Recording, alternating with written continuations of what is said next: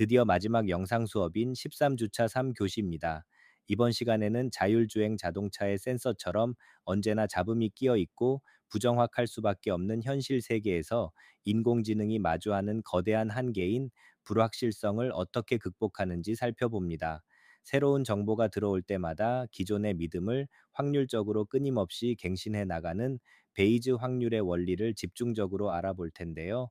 더 나아가 철학과 인지과학에 머물렀던 인공지능이 확률과 통계라는 탄탄한 수학적 기반을 갖추며 성기에 접어들고 마침내 체스 세계 챔피언을 꺾게 되는 역사적인 전환점까지 함께 알아보겠습니다. So their next step. 그래서 그러니까 폰 노이만의 다음 단계는 is to see that 이걸 확인하는 거예요. That the consistent preference can give you a numeric representation.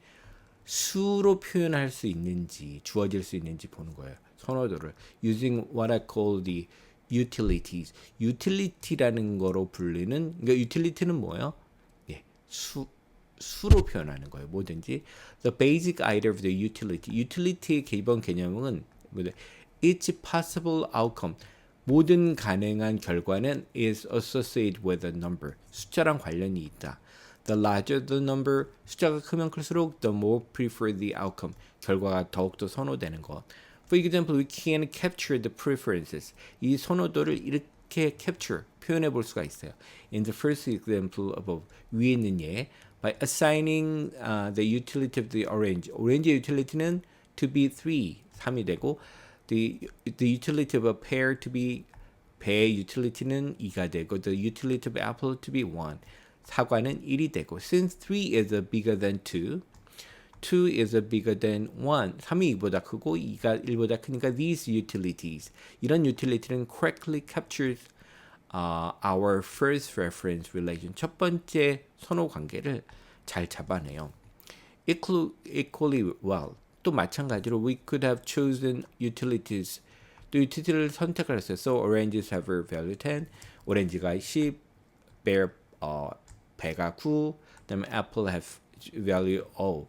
사과는 이제 절대 안 먹는 거죠. This magnetic 양 크기 of the values. 이 값의 그 크기는 doesn't matter. 중요하지 않아요. In this case, all that important 중요한 모든 것은 뭐다 is ordering of outcome. 이 결과를 순서를 매기는 거예요. ordering. That is induced by the utility value. 이게 뭘로 끌어올 수 있냐면 환원시킬 수 있냐면 아까 얘기했던 utility 값이 되겠죠.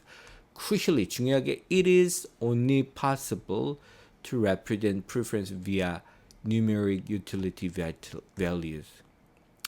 그래서 이 선호도는 뭘 통해서만 숫자 utility 값으로만 할 수 있어요. If they satisfy 뭐만 만족하면요.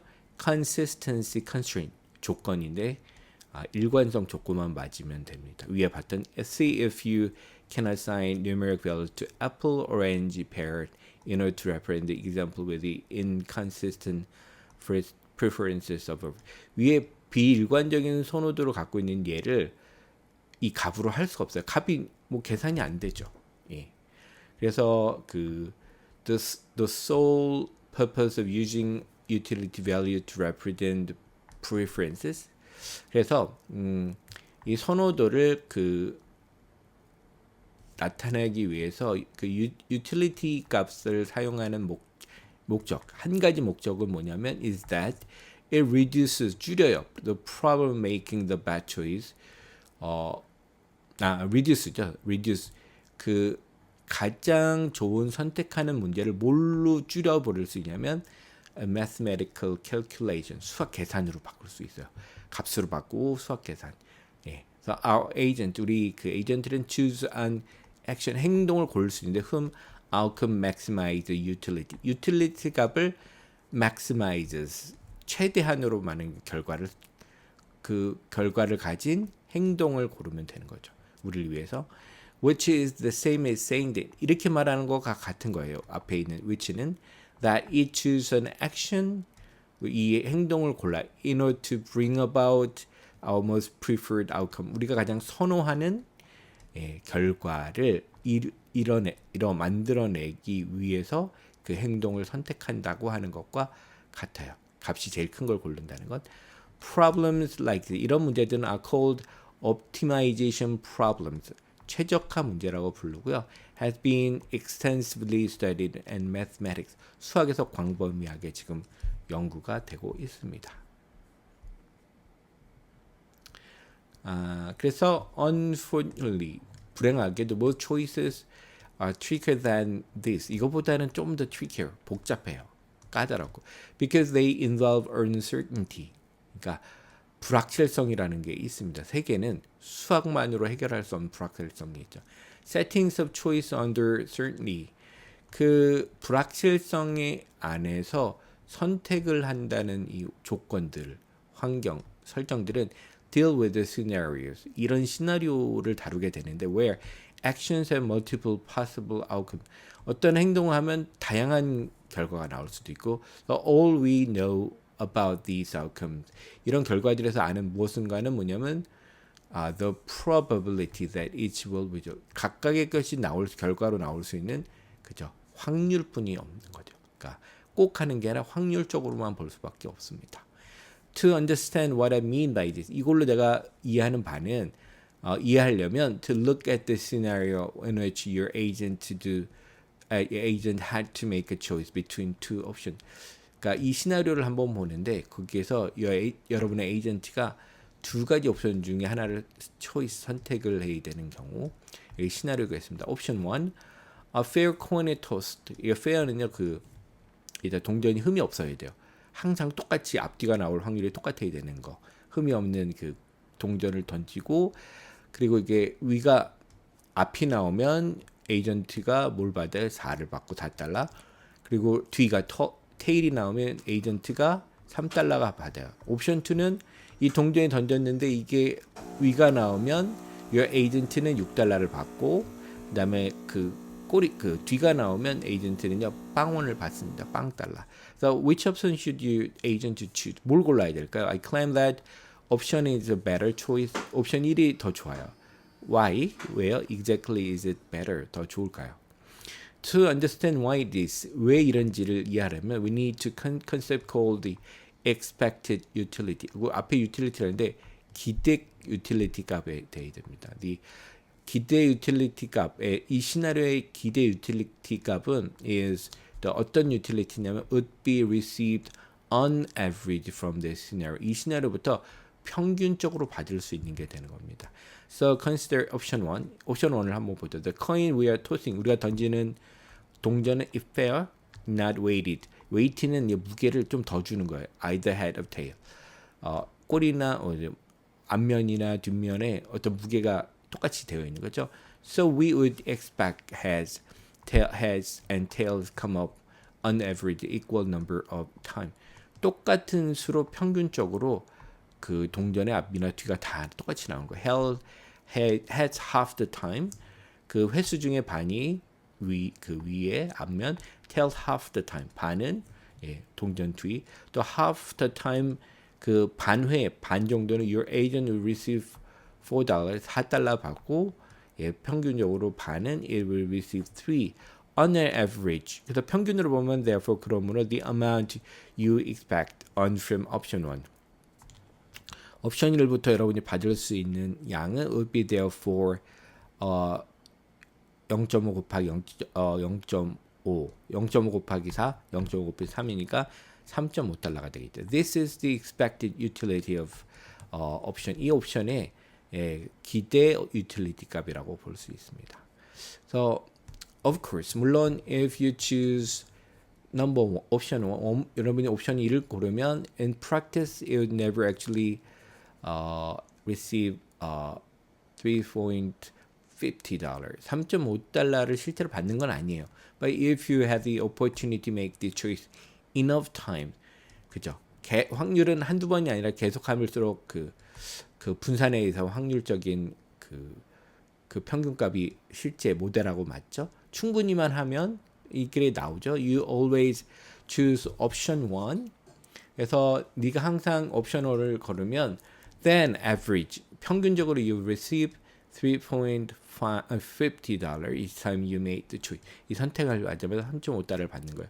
The following the same reading 같은 추론을 하면 expected utility of the option 2. 옵션 2의 기대 유틸리티 값은 뭐예요? 예, 0.5 곱하기 6, 0.5 곱하기 빵 하면 예, 3달러 됩니다. On average, choosing option 2 would be give you $3. 3달러뿐이 안 줘요. Now the basic principle of rational choice in von Neumann and Morgenstern's theory, 이 두 사람의 이론에서의 합리적 선택의 기초 원리는 뭐라고 말하냐면 say that rational agents would make a choice maximizing expected utility. 최대화시키는 거예요. 기대 유틸리티를 값을. In this case, 이런 경우에도 choice that maximizes expected utility. 기대 유틸리티 값을 최대화하는 선택은 would be option 1 since this gives the expected utility of $3.50 against the expected utility of $3 with an option 2. 옵션 2에서는 3달러의 기대값에 대해서 3.5달러의 기대값을 주기 때문에 옵션 1을 골라야 되는 거죠.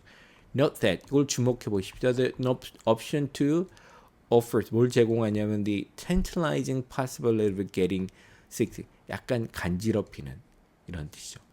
살짝 유혹을 하는 거죠. 6달러 받았을 때, which more than would be received with any outcome associated with the option. 옵션은 어떤 걸 해도 4나 3이니까요. 6보단 클 수 없죠. But the attractive possibility, 이런 매력적인 가능성이 had to be weighed. 그러니까 무게를 재봐야 돼. Against the equally likely possibility of the getting nothing in option 2. 옵션 2에서 빵원을 받을 수 있는 가능성과 비교를 해봐야 되겠죠. 이 전체 앞의 내용 which는 is why the expected utility of the option is larger. 그래서 왜 그 옵션 1의 기대 유틸리티 값이 더 큰지를 보여주는 거죠. 그래서 the idea of maximizing utility, expected utility, 기대 유틸리티 값을 극대화한다는 아이디어는 often grossly misunderstood. 아주 크게 오해를 받기도 합니다. Some people find the idea of the reducing human preferences choices to mathematical calculation distasteful. 어떤 사람은 find this distasteful이죠.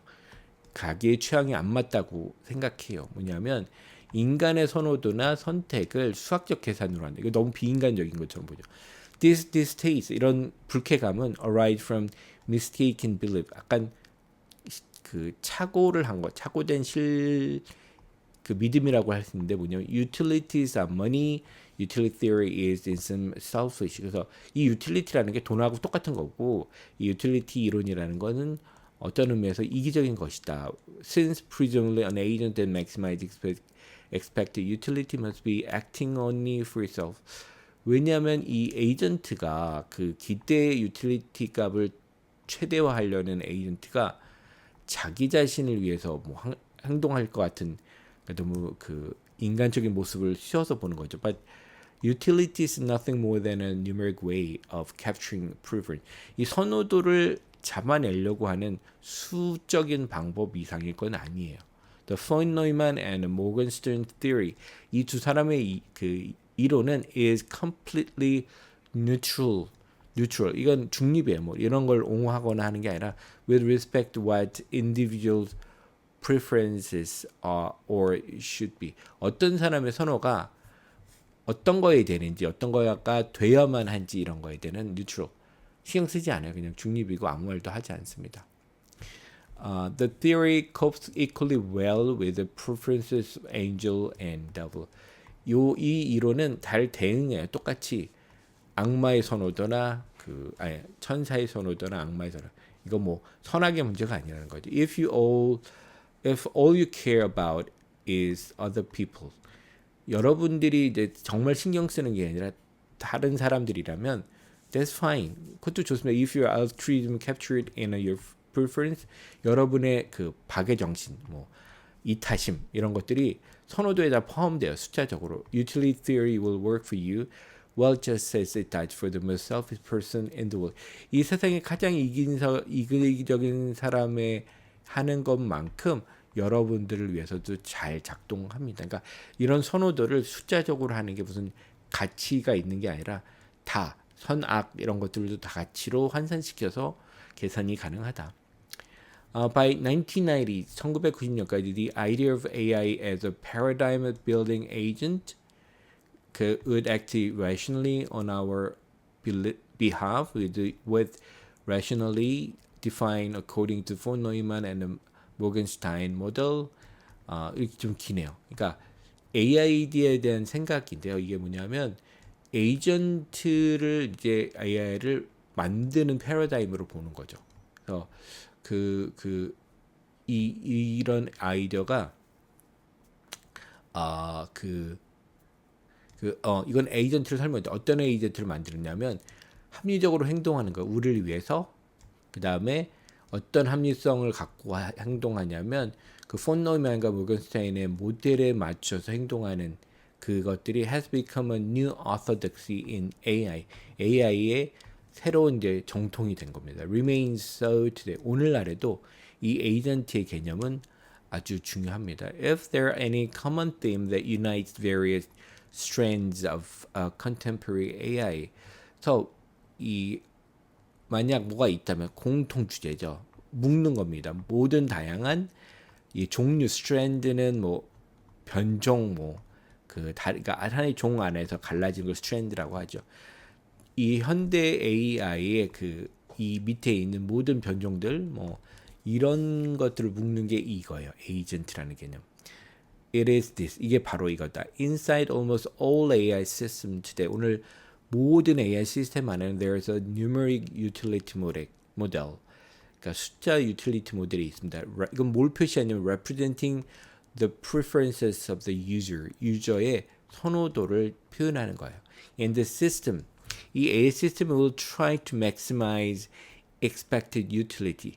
그 기대 유틸리티 값을 최대화하려고 노력할 거예요. According to this model, 이 모델에 따라서 to act rationally on behalf of the user, 유저의 그를 위해서 합리적으로 행동하는 것이 이제 이 목표가 되겠죠. 불확실성의 문제를 한번 얘기를 해보도록 하겠습니다. 그래서 one long-term problem, 하나의 장기적 문제죠. in AI, which became much more crisply defined, 좀 더 크리스프하게 아주 간결하게 이렇게 해석해야 될까요? 약간은 바삭하게 이런데 defined in the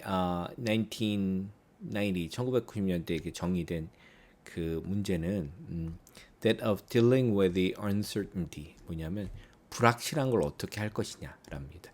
Any realistic AI system, 어떤 현실적인 AI 시스템도 has to deal with the uncertainty, 불확실성을 deal with, 다뤄야 되는데 and sometimes a lot of it, 많은 다양성이 되겠죠. 상황마다 다르겠지만 to pick an example, 예를 고르자면 an driverless car obtains streams of data from its sensors. 그 무인 자동차, 자율주행 자동차는요, 센서로부터 엄청나게 많은 스트림, 연속적인 데이터를 받는데, but sensors are not perfect. 완벽하지 않죠. 센서. For example, there is a chance that 이런 확률이 있어요. that a rangefinder, 이 주변을 검색하는 finder가 will simply wrong when it says no obstacle. 장애물이 없으니라고 말할 때도 틀릴 수도 있어요. 그냥 the information the rangefinder has, 이 rangefinder, 그 주변 탐색 장치가 가진 정보는 is not useless. 쓸모없는 건 아니에요. It is some value. 가치가 있어. But we cannot just assume it is correct. 맞다고 그냥 단순히 생각할 수는 없습니다. So how should we make it useful? 그걸 어떻게 사용될까? 틀릴 수도 있는 이 자료들을 taking account the possibility of error, 이런 실수할 수 있음 가능성을 고려하면서 어떻게 사용할 수 있을까? 이게 불확실성의 문제가 되겠죠. Many ad hoc schemes for dealing with uncertainty were invented. ad hoc은 그때 임시 방편에 이런 뜻입니다. 그래서 불확실성을 다루는 체계, 틀, 스킴인데요. 그 임시 방편의 틀 같은 게 이제 발명되기도 하고 reinvented 또 발명되기도 했습니다. Throughout the history of AI. 그러니까 AI에서는 이제 불확실성을 다룬 여러 가지 방법들을 고려했는데, but by the 1990s, 1990년대, one approach had to come to dominate, 지배하기 시작했습니다. The approach is called the Bayesian inference. 베이지안 추론, 베이지안 확률이라고 부르는 건데요. 베이지안 추론 확률은요, was invented by the 18th century British mathematician. 영국의 수학자이자 The Reverend Thomas Bayes라는 목사님이 발명했는데요. 이분은 이제 뭐 확률에 관심이 있어서 논문을 했는데 나중에 이분이 돌아가신 나중에 이분이 관심이 없던 논문 한 편을 발표를 했는데 이게 나중에 인공지능에 큰 역할을 하죠. He formulated a version of technique.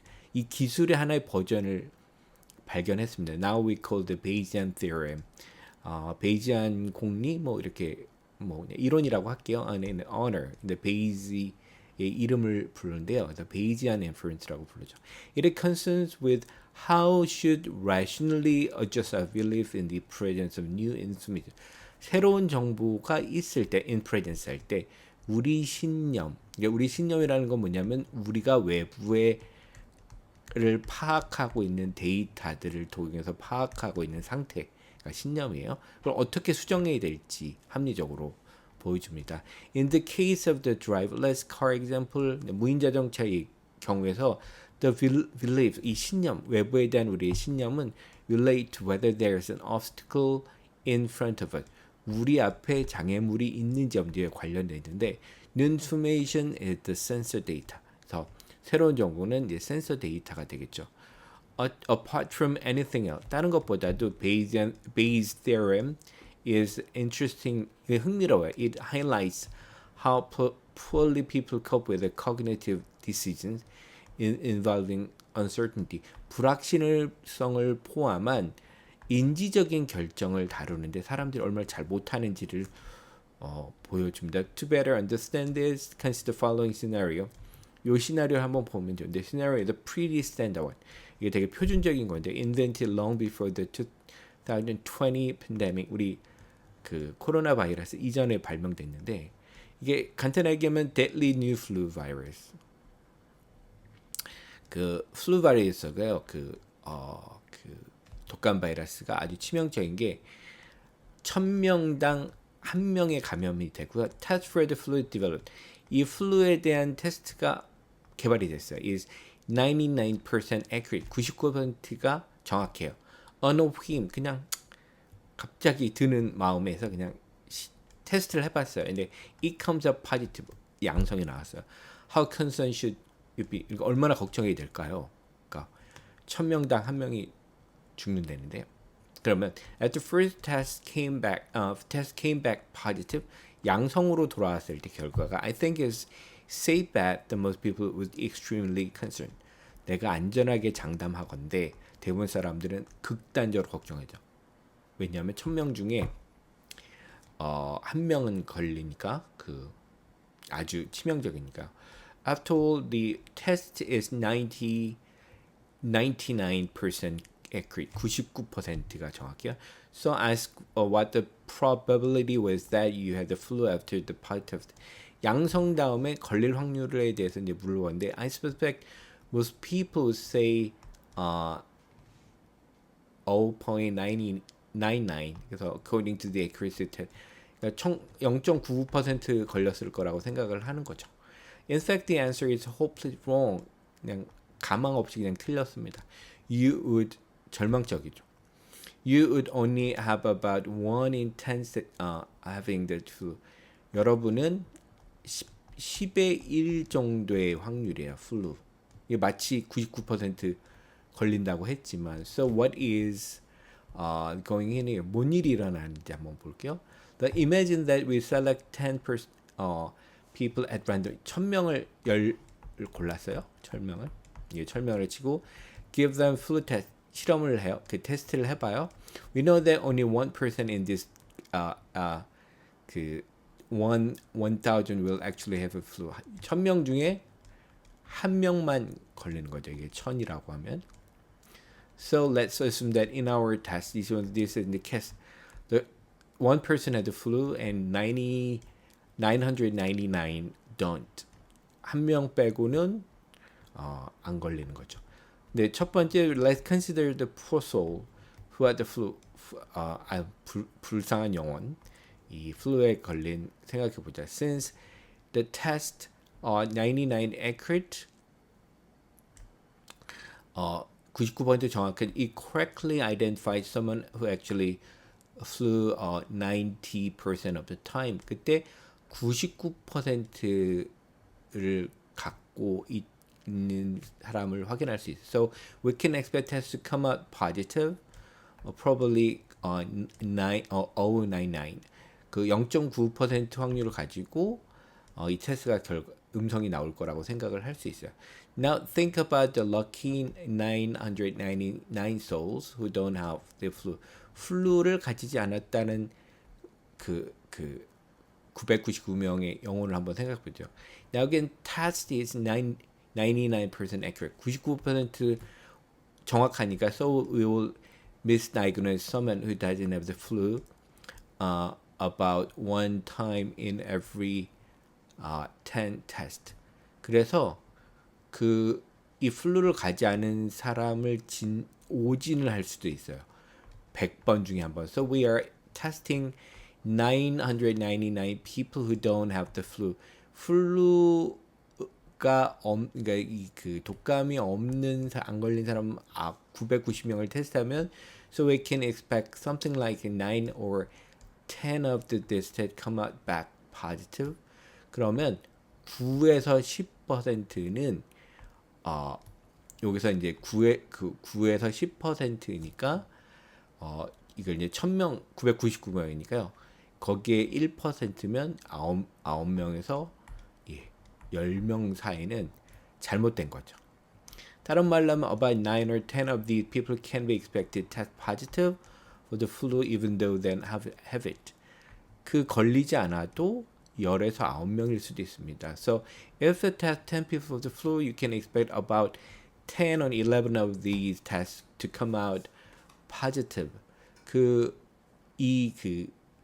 한 10에서 11명 정도는 양성으로 나올 수도 있습니다. But we can also expect only one of the people who test positive actually had the flu. 그래서 10명 중에 1명 정도가 실제로 걸릴 수도 있다는 거죠. In short, since so few people do have the flu, there will be far more false positive than true positive. 그러니까 진짜 positive보다 가짜 positive는 훨씬 작아요. This incidentally is one reason why doctors don't like relying on a single test to make diagnosis. 진단할 때 한 가지 싱글의 단일 테스트로만 확인하지 않는 이유가 됩니다. 그래서 look at the example of how Bayesian reasoning can be used in robotics. 그러니까 실제로 이 사람은 양성이 나온 사람이 실제로 그러니까 여기가 1000명이고 한 사람이 이거 너무 작아서 이걸 빼도 안더라도 실제로 틀릴 확률은 990 중에 있을 테니까 여기에 1%면 10에서 11명 정도가 되기 때문에 사실은 여러분이 잘못될 확률도 여기에 넣어서 그냥 계산하면 10분의 1명 정도라고 보면 되는데, 이 얘기를 하는 이유는 이게 우리가 확률적 상황에 대한 이해가 되게 부족하다는 거예요. 이게 되게 직관적이지 않기 때문에, 그러니까 0.9% 확률이 정확하다 하면 나는 그러면 99% 걸릴 거네 이렇게 생각할 수 있는 쉽다는 거예요. 그래서 이 얘기를 하는 이유는 사실 확률이 되게 직관과는 다르다. 그래서 그 얘기를 하려고 한 겁니다. 그래서 이제 베이지안 추론의 예를 한번 볼게요. 로보틱스에 사용되는. So let's suppose we have a robot that is exploring some unknown territory. 잘 알지 못하는 영역을 탐색하는 로봇이 있다고 칩시다. 예. A distant planet or a building that has been devastated by an earthquake. 외계 행성이나 지진에 의해서 파괴된 건물. We want our robot to explore the new territory. 새로운 영토를 탐험하길 원해요. And construct a map of it. 거기에 이제 지도를 구성하려고 합니다. The robot can perceive its environment through its sensors. 센서를 가지고 환경을 이제 인지하게 되는데, but there's a catch. 그러니까 문제가 있죠. catch는 잡는 거, 문제. 이렇게 돼. Sensor are noisy. 그러니까 noisy는 뭐냐면, 그러니까 정보를 전달을 할 때 정보는 항상 노이즈가 껴 있어요. 그 노이즈를 어떻게 제거하고 이 정보를 받아들이는 게 되게 중요한데, 그러니까 노이즈는 정보를 방해하는 잡음들이 너무 많아서. Thus, when the robot makes an observation, 로봇이 이제 관찰을 하고, and the sensors say there's an obstacle in this location. 이 위치에 장애물이 있습니다라고 얘기해요. They may be right or they may be wrong. 맞을 수도 있고 틀릴 수도 있어요. 이 정보가. We don't know for sure. 확실히 몰라요. If a robot just assume its sensor data always correct. 만약 우리 로봇이 단지 이 센서 데이터가 항상 옳다고 생각하면 then at some point we will make decision. 그냥 결정을 해버릴까 based on incorrect information.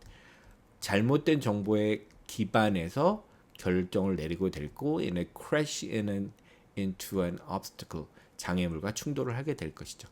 The Bayes theorem, 베이스의 이론은 here used as follow 이렇게 사용됩니다. 다음과 같이 just as in the a test for flu처럼 we can use the probability 이 확률을 사용할 수 있어요. Sensor reading is correct, update or belief 어떤 확률이냐면 센서를 읽는 것이 맞았을 때 우리 신념을 업데이트를 해주는 거예요. There's an obstacle at the relevant location. 이 관련된 위치에 장애물이 있다는 빌리프는 신념이라 그랬죠. 믿음, 어떤 믿음? 우리 주변에 대한 어떤 상황이 있다는 그 믿음을 업데이트 해줄 수 있는 거예요. 이 리딩이 가능성을 보는 거고요.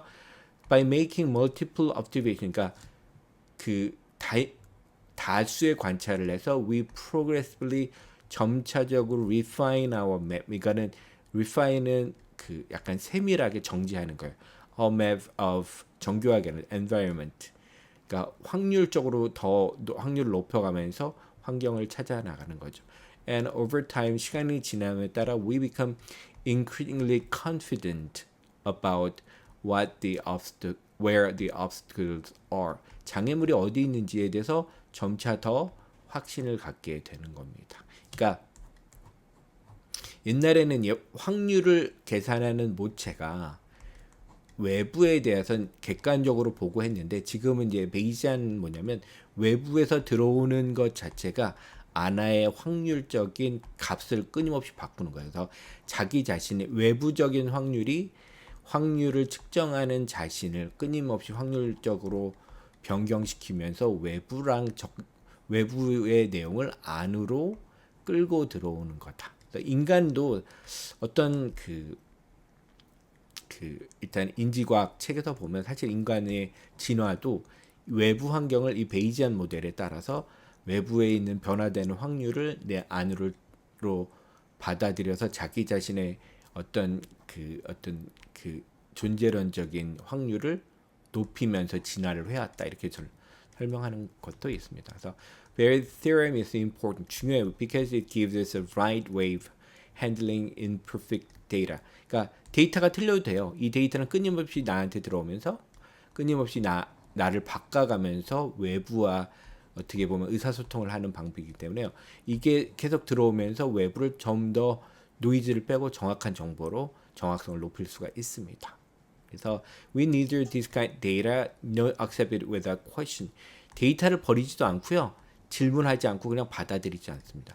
항상 많은 데이터를 통해서 끊임없이 자신을 갱신하는 거죠. 그 대신에 we use it. 이 데이터가 아무리 부족해도 사용해 to update our probabilistic belief. 우리의 확률적인 믿음을 갱신하기 위해서 about how the world is. 세계에 대한 얘기가 됩니다. 그래서 다음 보면요. AI reaches maturity. 그래서 AI가 이제 성숙기에 접어들다라고 보시면 됩니다. So by the end of 1990s, 1990년 끝날 때 the agent paradigm이 had become established. 세워졌어요. 수동태처럼 되어지게 되었습니다. 뭐냐면 the orthodoxy in AI의 정통 그래서 적자죠. We build agents. 우리는 에이전트를 만들고 delegate our preference to them. 그래서 delegate는 보내는 거죠. 우리의 선호도를 글로 보내고 these agents act rationally. 합리적으로 그 행동을 해요. On our behalf. 우리를 위해서 to carry them out. 그 다음에 우리의 명령을 혹은 우리의 preference를 using rational decision making. 그래서 합리적인 선택을 사용해서 이게 누가 좋아하죠? Exemplified von Neumann and Morgenstern expected utility theory. 아까 그죠?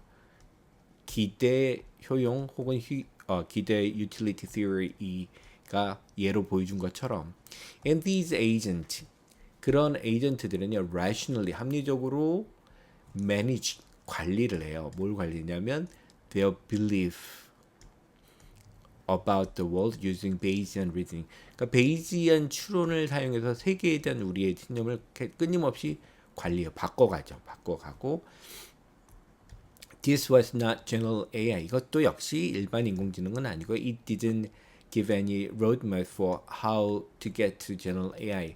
일반 AI로 가는 뭐 지도를 보여주지도 않아요. But by the end of 1990s, 1999년이 끝날 때 와가 와서 the increasing acceptance of these tools 이런 앞에서 얘기했던 툴들, 도구들을 점차적으로 더 받아들이는 것들이 led to an important change in perception of AI. AI에 대한 인식의 중요한 변화로 이끌게 되었습니다.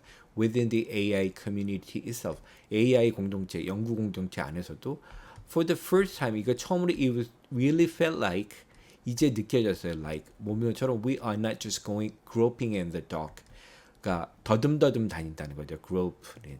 그래서 어둠 속에서 잘 모르는데 찾아보려고 막 더듬고 다니는 게 아니고 desperately clutching whatever we find. 그 막 어두우니까 무엇이든 우리가 발견한 거에 클러치는 웅크리게 되는 거예요. 그걸 잡고 필사적으로 그걸 잡고 어떻게든 해보려고 막 했는데 we had a well-established scientific basis for our field.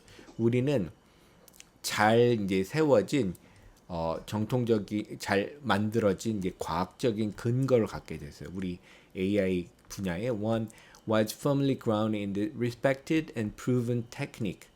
존경받고 그다음에 증명된 기술의 근거, firmly 확고하게 근거를 둔 거죠. From probability theory, 그 확률 이론과 theory of rational decision making, 그러니까 합리적 선택 이론이라는 이 두 가지가 핵심이 될 것 같습니다. The two achievements in this period, 이 영역에서 두 가지 업적이 시그널 신호를 보여주는데 maturity of the discipline, 이 학문 분야 디스플린의 성숙함을 나타내는 게 있는데 the first made headlines around the world. 첫 번째가 아마 세계에 이제 그 헤드라인을 장식했어요. Second, equally if not more important, 더 중요하진 않지만 더 똑같이 중요한 거는 is unknown to all but AI insiders. AI 내부자가 아니면 잘 unknown, 알려지지 않은 게 있습니다. 그래서 the headline breakthrough, 그러니까 헤드라인에 등장한 breakthrough, 기술적 돌파는 was made by IBM에서 만들었는데 who in 1997, 1997년 were able to show that 보여줄 수 있어요. An AI system, AI 시스템이 by the name of the Deep Blue라는 이름이 was able to beat Russian Grandmaster Garry Kasparov라는 그랜드마스터 체스 경기의 마스터를 이겼죠. Deep Blue took its first match from Kasparov in the February 1996 and 6-game tournament. 6경기 토너먼트에서 1990년 2월에 첫 번째 매치를 상대를 했어요. But Kasparov가 won overall, 전반적으로 다 이겼어요. 4 games to win, 4대2로 an upgrade version of system played Kasparov over a year later. 1년 후에 한 번 더 싸웠는데요. And this time, Deep Blue defeated Kasparov overall. 그러니까 전반적으로 이겼습니다. It seems Kasparov very unhappy about it. 이거에 대해서 at the time 그때는 좀 슬퍼 안 좋아하는 것 같지만 apparently suspecting IBM of cheating. 이게 IBM이 뭔가 속임수를 썼지 않을까 의심을 하면서 but he has enjoyed a good sideline to brilliant chess career. 체스 커리어의 사이드라인은 옆에서 그러니까 원래 체스 경기라면 이제 엮게 돼서 그러니까 다른 방식으로 그 좋은 이 삶을 살게 됐습니다. 뭐냐 speaking about the experience 이렇게 그 이 AI랑 자기가 대결했다는 얘기를 막 하면서 from that point on 이런 그 지점에서 보면 chess was for all intent and purpose a solved game. 어떤 의도든 어떤 목적이든 이제 해결된 문제. 이제는 인공지능이 해결한 거죠. AI system exists. AI 시스템이 존재해 that could reliably beat all but the very best player. 그러니까 아주 뛰어난 그 선수들을 제외하면 모든 걸 다 이기는 거죠. 근데 이거는 아니라 다 이기는 거죠. 그러니까 바둑부터 해서 무슨 그 우리가 알고 있는 보드 게임류는 다 인공지능이 이긴다고 보십니다. 아예 인간은 상대도 이제 안 되는 거고 이게 이 책이 이제 업데이트가 안 된 게 좀 있으니까요. 일단 so while you have well heard of the Deep Blue's victory over the Kasparov, 여러분은 아마 그 디플로 얘기는 여러분 승리는 may well have heard 뭐 분명히 들었을 게 뻔한 반면에 I think is unlikely. 요거는 아마 you will have heard of second major achievement of time. 이 시대에 두 번째로 중요한 성과에 대해서는 들어본 적이 없을 거라고 생각해요. 들어볼 적이 없을 거라고 생각하는데 although is ramification probably more fun. 요거의 ramification 가지치기인데요. 영향력 이렇게 보면 될 것 같아요. 더 심오한 겁니다. You may recall from chapter 2. 여러분 chapter 2 기억나시죠? Certain computation problem intrinsically hard. 어떤 문제는 본질적으로 내재적으로 어려워. 그 NP problem라고 있죠. NP complete은 해결이 안 된다. To use technical term. 그러니까 전문 용어로 하면 NP complete라는 거 기억나시죠? And but that many problems of interest in AI에 관심을 두는 많은 문제들은 fall into this category. 앞에 보면 기억나시죠? 이 범죄에 다 속해요. By the early 1990s, 1992년에 it was beginning to be clear that 데디아가 이제 명확하게 되기 시작했어요. The progress on algorithms for NP-complete problem. NP-complete 문제에 대한 알고리즘의 어떤 발전이 was such that 너무나 커서 this is no longer represented permanent barrier. 어떤 근본적인 장애물을 나타내지 않게 됐어요. NP problem이. It has appeared 2 decades before. 그 20년 전에는 그렇게 드러났죠. 그러니까 엄청나게 큰 장벽이라고 생각했는데 이제는 장벽이 아닙니다. The first problem shown to be NP-complete. 그러니까 첫 번째 문제가 뭐냐면 NP-complete 들어간 문제가 SAT라고 부르는 뭐죠? What's called SAT, short for the satisfiability, 만족시켜줄 수 있음은 되죠. 어떤 This is problem checking whether simple logical expression are consistent. 이 문제는 뭐냐면 확인해 보는 거예요. 어떤 단순한 논리 표현이 이게 일관된지 아닌지를 그 확인해 주는 거. Whether there is any way they could be true.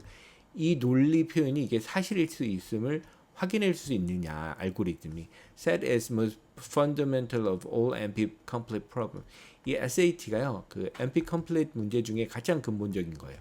If you find an efficient way to solve SAT, 이 SAT 문제를 해결할 수 있는 효율적인 방법을 찾는다면 then you also find a way to solve all NP-complete problem. 모든 NP-complete 문제를 해결할 수 있는 방법을 찾았다고 보면 됩니다. 역시 By the end of 1990s, 1990년대 끝에 set solvers라는 게 있나 봐요.